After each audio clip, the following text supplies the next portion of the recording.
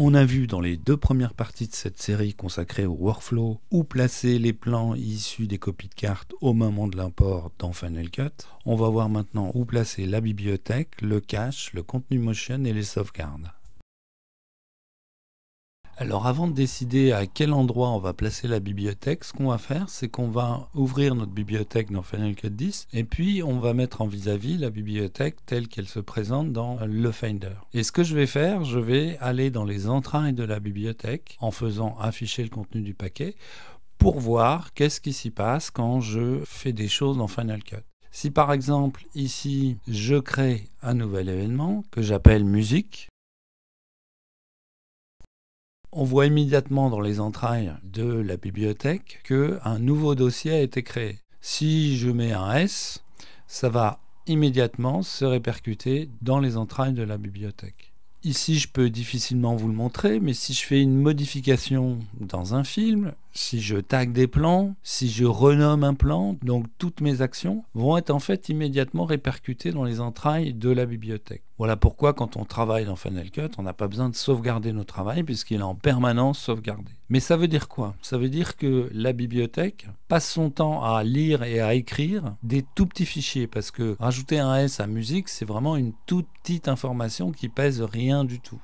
Mais si jamais on plaçait notre bibliothèque sur notre disque de travail, à côté de notre dossier externe par exemple, a priori c'est un disque à plateau performant. Mais il est performant pour la lecture et l'écriture de gros fichiers, c'est-à-dire nos rushs par exemple. Par contre, ces performances vont complètement chuter quand il s'agira de la lecture et d'écriture des tout petits fichiers. Ces performances peuvent être divisées par 100. Donc une bibliothèque, si on la place sur ce disque dur-là, en fait, elle va être beaucoup moins réactive. Par contre, un SSD, lui, va être beaucoup plus performant dans la lecture et l'écriture des petits fichiers. Donc la bibliothèque, elle va se sentir beaucoup mieux sur un SSD que sur un disque à plateau. Elle va être beaucoup plus réactive. Or, le SSD le plus performant de notre environnement, c'est le disque interne de notre ordinateur. Donc qu'est-ce qu'on va faire? Notre bibliothèque, au moment où on va la créer, on va la placer sur le disque interne. Et moi, ce que je vous propose, c'est de créer sur votre bureau un dossier qui s'appelle bibliothèque avec un S Final Cut Pro ou FCP et d'y mettre à chaque fois que vous faites un nouveau film, vous allez enregistrer votre bibliothèque et la placer à cet endroit.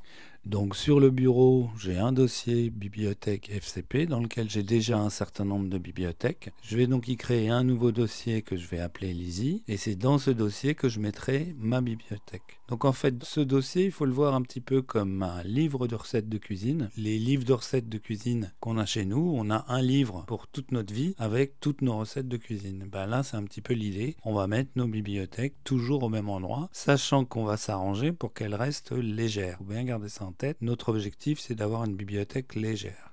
Donc maintenant, dans Final Cut, il ne nous reste plus qu'à créer une autre bibliothèque. Donc on va dans le menu Fichier, Nouveau, Bibliothèque. On va aller sur le bureau, dans notre dossier Bibliothèque FCP, puis dans notre dossier Lizzy. On va l'ouvrir et on va créer notre bibliothèque Lizzy. Voilà. Avant de s'attaquer à l'emplacement du cache, on va revoir, comme on l'a fait dans la première partie, où placer les données multimédia, donc où placer les fichiers importés.